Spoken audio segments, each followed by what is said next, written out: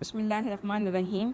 آج ہمارا موضوع ہے بیلوسی، یعنی مریضوں کا کام ہم بغیر کسی اجر چاہنے کی نیت سے کریں نا،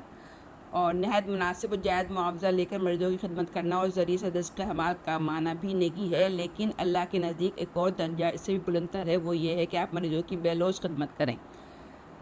یعنی بیلوس خدمت یہ ہے کہ ڈاکٹر مریضوں کے دکھ درد کو اتنا محسوس کرے کہ معاوضے کی پرواہ نہ کرتے ہوئے مقصود اس بات کو بنا لے کہ ان کا دکھ اور درد کرنا اس کے ذریعے سے اس کو اللہ تعالیٰ کی خوشنودی حاصل کرنی ہے۔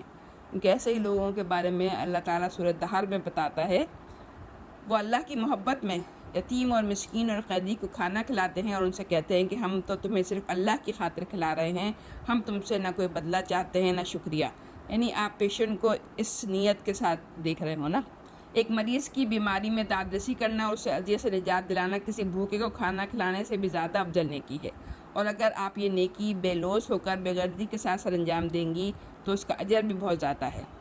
اسی لیے بے لوث خدمت کرنے والے ڈاکٹروں کو اللہ تعالیٰ کبھی بھی اپنے فضل سے اور اپنی رزق کی فراوانی سے محروم نہیں رکھتا، اور ایسے ڈاکٹرز کے پاس روپیہ پیسہ بھی خود بخود چلا آتا ہے۔ اس کی بہت ساری مثالیں ہمیں اپنے معاشرے میں موجود ملتی ہیں نا۔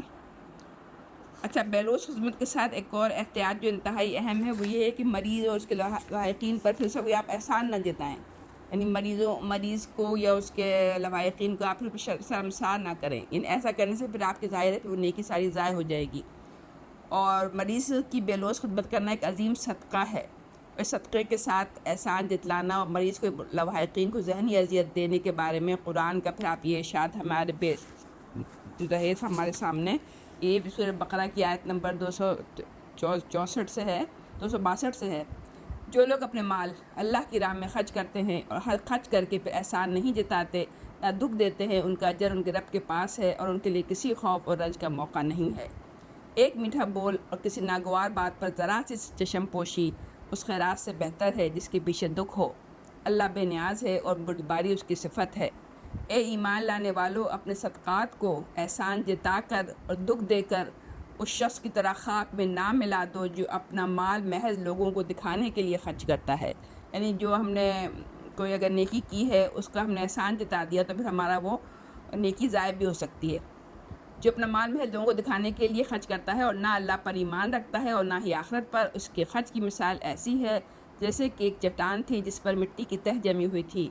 اور جب زور کا مے برسا تو ساری کی مٹی بہہ گئی اور صاف چٹان کی چٹان رہ گئی۔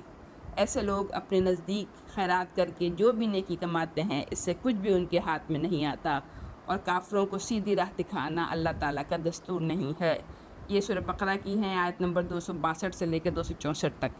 اور اس میں یہی بات نشاندہی کی گئی ہے، اگر آپ نے کوئی بھی نیکی لوگوں کو دکھانے کے لیے کی یا وہ نیکی کرنے کے بعد آپ نے اپنے مریض کو جتا دی تو پھر اس کا کوئی اجر